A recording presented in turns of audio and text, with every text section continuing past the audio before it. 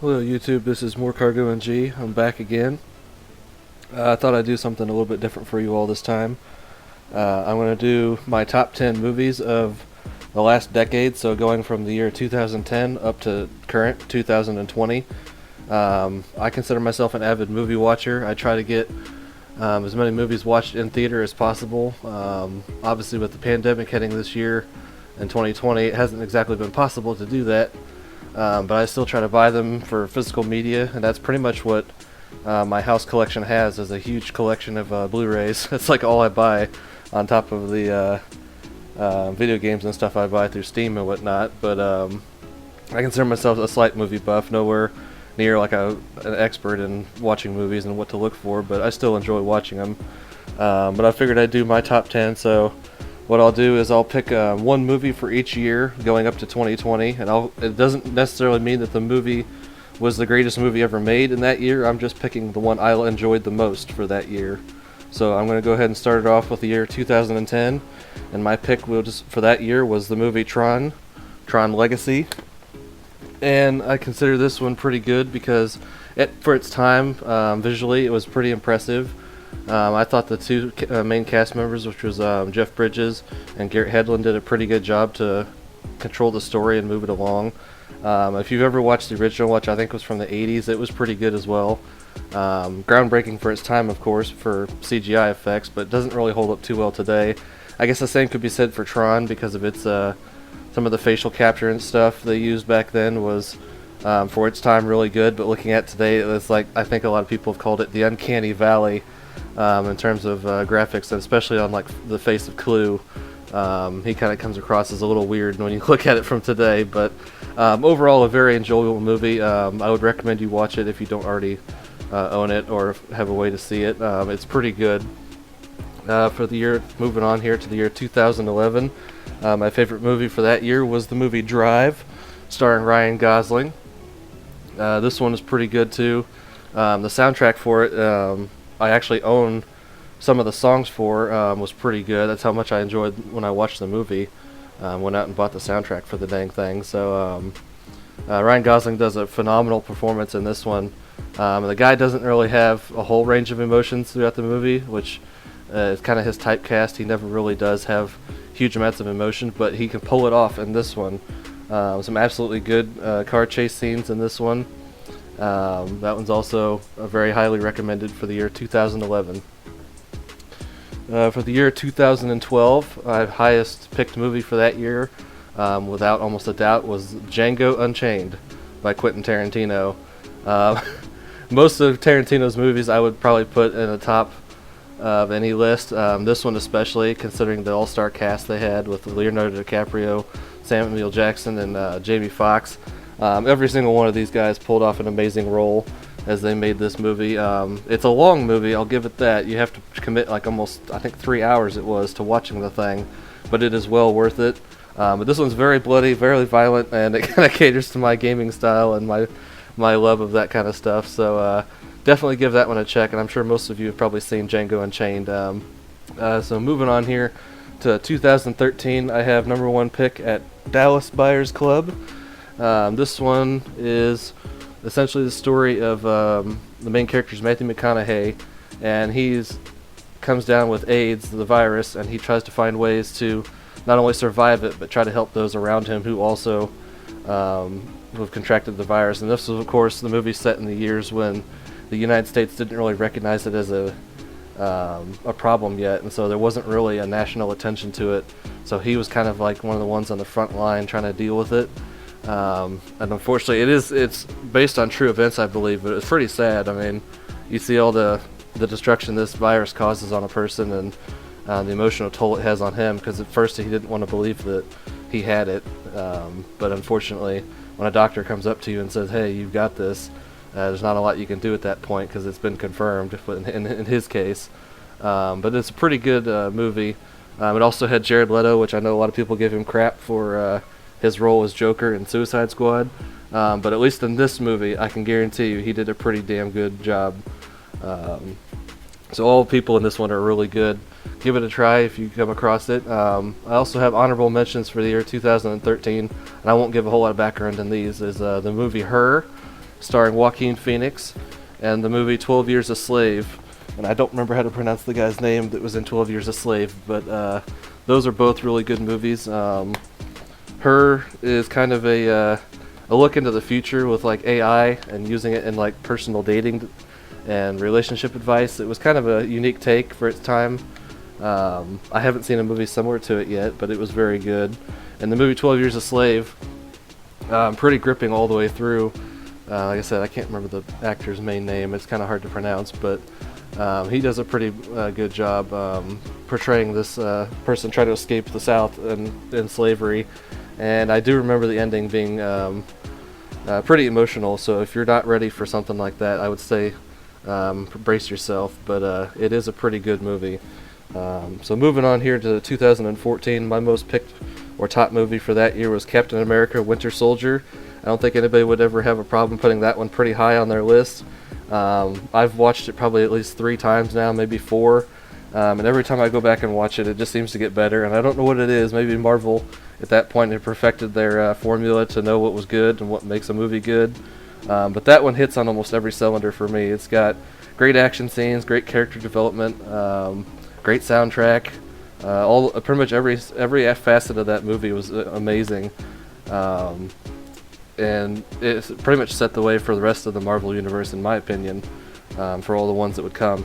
Also honorable mention for 2014, and I almost put this one in ranked first place. It was a very close tie between Winter Soldier, but the movie Interstellar came up pretty high on my list. Again, with another McConaughey movie, and it's not just because he's in it that I put it in rank 1, but he does a really good job no matter where they put him.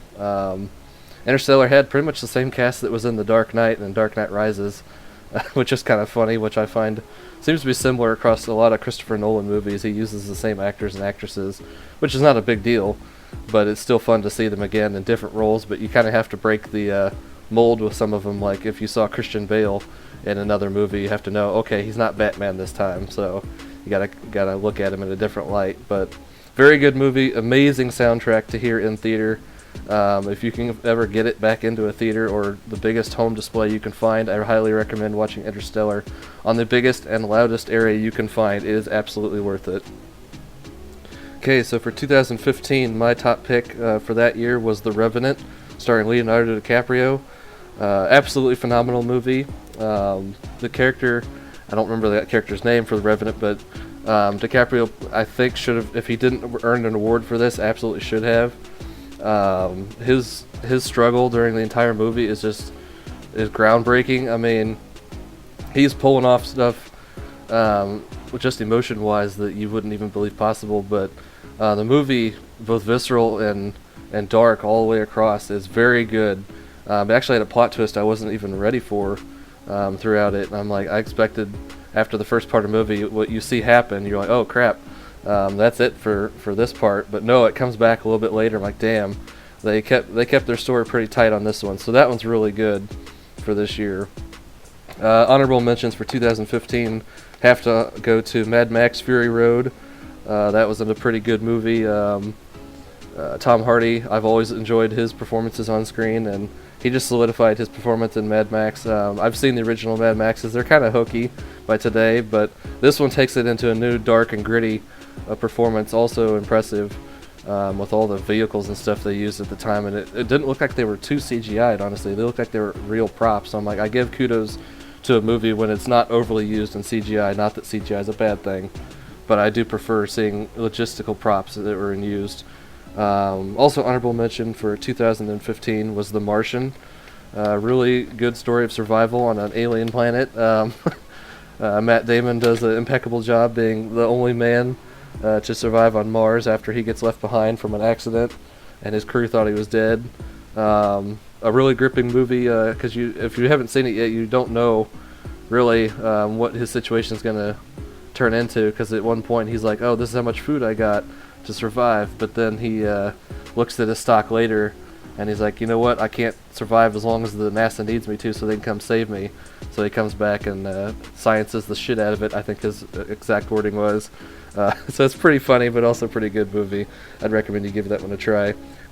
Moving on to 2016, my number 1 pick for that year was Rogue One, A Star Wars Story.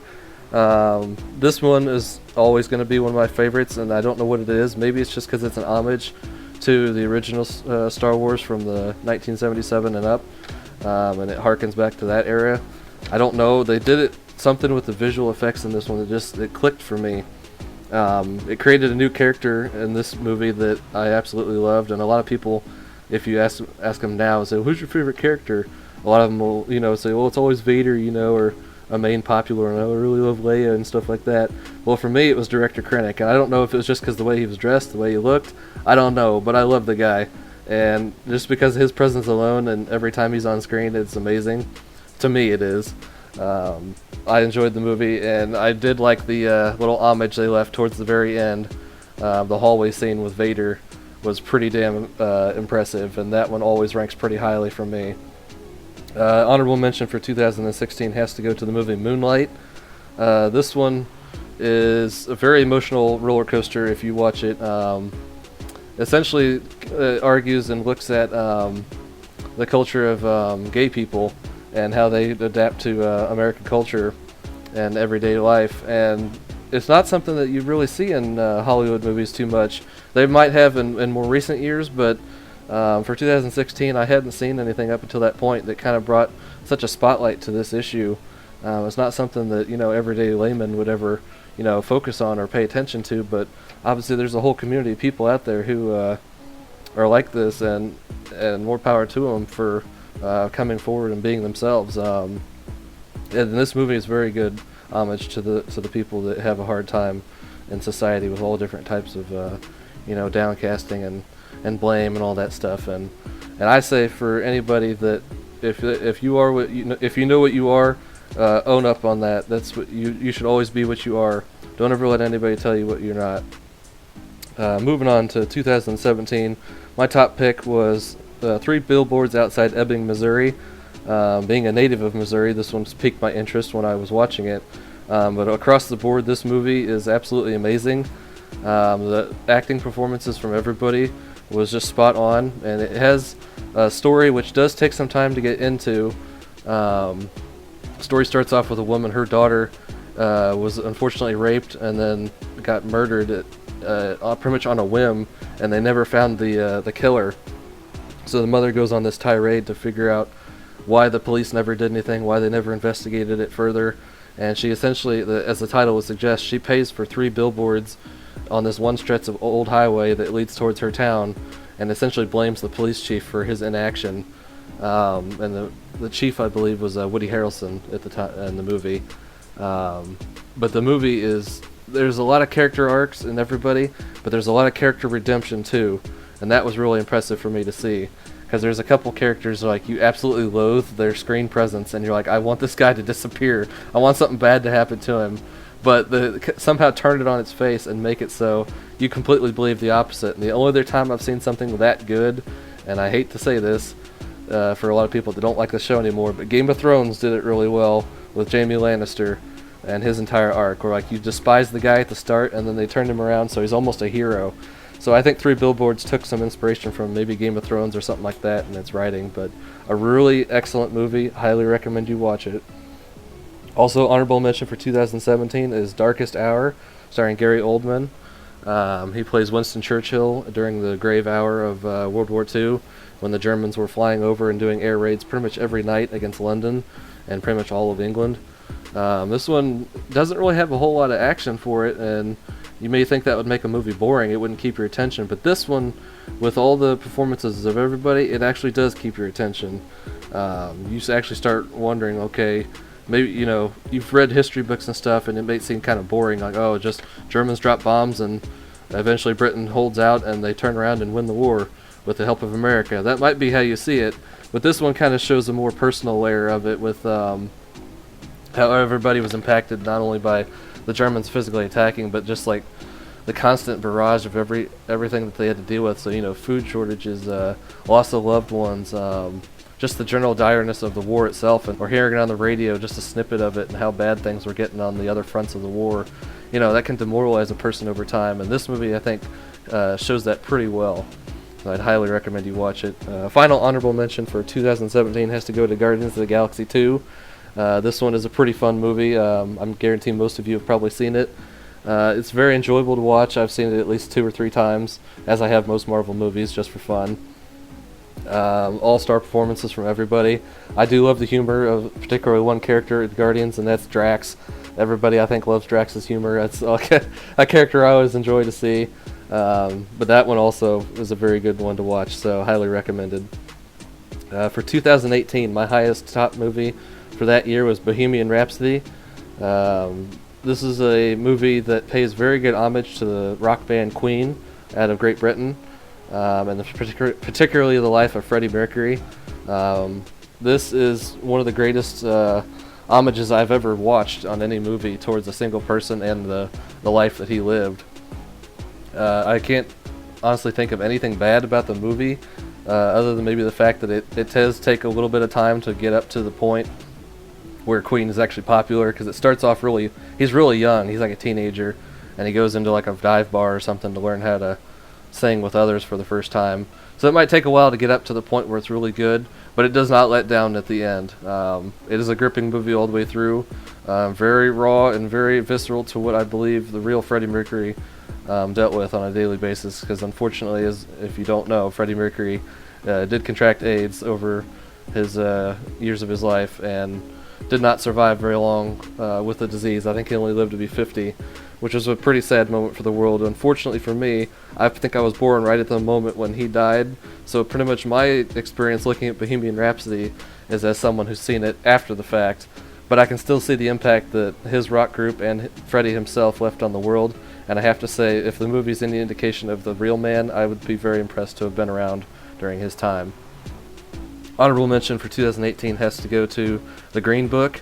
This is a pretty good tale about a black man and his white driver, which usually in this era that the movie's set, which I think was 50s and 60s, it would have been the other way around. But he decides to go to the Deep South and do like a musical tour. I think he plays piano or classical instrument, something like that. He drives around with his white essential limo driver, and Deep South was never an area that kind of a visage would ever be allowed. I mean, it's always, unfortunately, at the time that was the movie's setting was the opposite. The black man would drive and the white guy would be the passenger. So they always run the risk of getting pulled over and caught by police just because that's out of the normal for them. But the movie does a very good job of portraying that kind of fear that existed at that time, and kind of the lifestyle that everybody adhered to back then. I would like to say that in today's society we are a lot better than that, and that we've moved on from that, but there's some instances of today that have popped up that make me kind of question that notion, but I still always believe in the best of people, and I want to say that the Green Book does a pretty good job of showing the good side of humanity, but it also shows the dark side that we sometimes have, so keep that in mind if you go watch the movie, but otherwise it is a very good movie. Also, final honorable mention for 2018 is Mission Impossible Fallout. I saw this one in theater. Absolutely blew me away when I saw it. Tom Cruise's performances are always usually pretty good, with the exception of one movie I will not mention, but might show a picture of it. But he does a really good job in this one. It's I would say one of the best entries in the Mission Impossible franchise. I've seen most of the others, but this one in theater was absolutely amazing, with all the helicopters and all the jumps, the bike chases and all that. It was absolutely impressive to see. The music's always spot on with Mission Impossible, so that's another plus for me to have a good soundtrack with the movie. But moving on to 2019, my top movie, and this one should be no surprise for most people that saw anything in 2019, was Joker. Absolutely phenomenal movie. If not one of the greatest out of every movie I have on my list from this entire spiel I'm giving you right now. But very dark, very gripping, very gritty. And if you look at it on a realistic perspective, it's actually really true to modern society and how we treat some people that we may not consider, the normal. Maybe you got a guy that you walk by going to a restaurant or something, he's on the street corner and he seems a little off or something. But you don't think nothing of him most of the time, or maybe you are the one that thinks something about it but doesn't do anything. This one doesn't hold any punches back when it shows stuff like that. Obviously, anybody who knows anything about the Joker knows his background and knows that he's inevitably tied with Batman at some point. This movie does give a little hint at that. I guess, which could possibly set up a sequel, which I do hope they give us a sequel, because this movie was absolutely amazing. And it absolutely did deserve Movie of the Year or any other awards it earned for that time. And I would recommend, if you still have not yet seen it, please go see it. It is amazing. Honorable mention for 2019 must go to Avengers Endgame. Again, seeing this one in theater was absolutely amazing. There was a lot of moments in it that I wish they would have sped through. Some of it, like the whole build-up to talk about the time travel and all that, could have been condensed a little bit in my opinion, but even without having that sped up, it was still pretty good. It was really long. You got to be prepared to sit for 3 hours to watch it. But it was one of the best Marvel movies of all time. Obviously, it earned the most money, but I give it high props for ending on a high note. I know there's still more Marvel movies coming down the pipeline, or at least they're supposed to be. But this one was one of the high watermarks, and probably the highest watermark that Marvel will ever make. And I'd say it is a pretty good homage to the entire legacy that they set before it. So starting with, I think it was Iron Man was the very first Marvel movie that started the whole thing off, all the way up to Avengers Endgame. It is very good, and so it ranks pretty high, but it didn't, for me, quite surpass Joker for 2019. And finally, for 2020, the movie I'd rank the highest would be The Gentleman. This is hard to put any movie in 2020 at the top, mainly because I didn't really go to the theaters at all this year. I did buy this one on Blu-ray and I watched it, so I can't really have anything else to compare it to, which I guess is a fair assessment to make. But what little I did see of the movie, and no others in this year, it is pretty good. It's kind of like if you've ever seen the series Narcos on Netflix, it kind of follows that, where it starts off with a guy who came up from nothing pretty much and started a drug trade and learned the ropes and got his ins and outs with everything in the business. It kind of follows along that line right there. It's got Matthew McConaughey again. I can't remember, Charlie Hunnam, that was his name. He's in it as he's like a strong arm guy for McConaughey's main character, his backup most of the time. If you know anything about Charlie Hunnam, he does pretty good in most roles he's put in, especially for the Sons of Anarchy series. So it's kind of hard to pick any top movie for 2020, but I had to pick something for the rest of my list here. So The Gentleman will make the top list for 2020. And with that, I hope you've enjoyed my list and compilation of the top 10 movies of the last decade. I hope everyone's doing well and that the pandemic has not caused grief to you or your family. I wish everybody the best, and I will see you all next time. Peace.